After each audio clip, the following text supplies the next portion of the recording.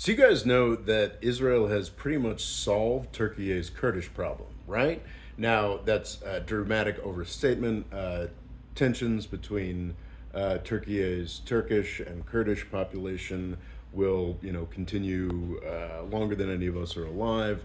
But like this particular iteration, like that became incredibly savage in the 1990s, and that was destroying the downtowns of cities in eastern Turkey as recently as the 2010s, seems to largely be over. And that's because of Israel, and that's because of the fall of Assad that Israel did the most to bring about.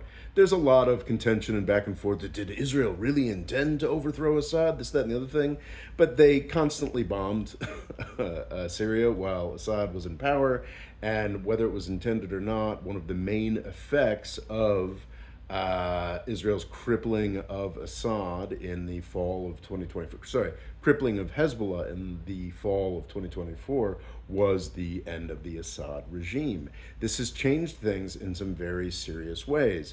Historically, the PKK, the other, sort of more left-oriented Kurdish groups that were working against Turkey, the government of Turkey, were supported by Assad, and that was something they were comfortable doing. It's now very transparent to the point where it's actually been said explicitly by a lot of Israeli politicians, or at least commentators, that they really want to use the Kurds against Turkey now. And while the Kurds were happy to be used by Syria against Turkey, they are not happy to be used by Israel against against Turkey. This is because of elements in the ideology of the PKK that inspired the sort of northern Syria Kurds as well. Sort of more old-fashioned ideas of leftism and anti-imperialism that make working with Israel pretty like anathema to them.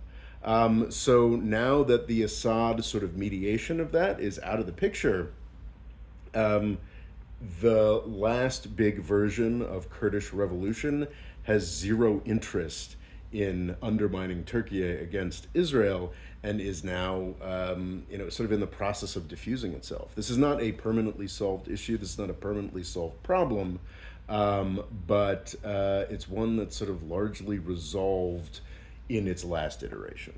And I think that's a really interesting dynamic, and Turkey pretty much owes that to Israel.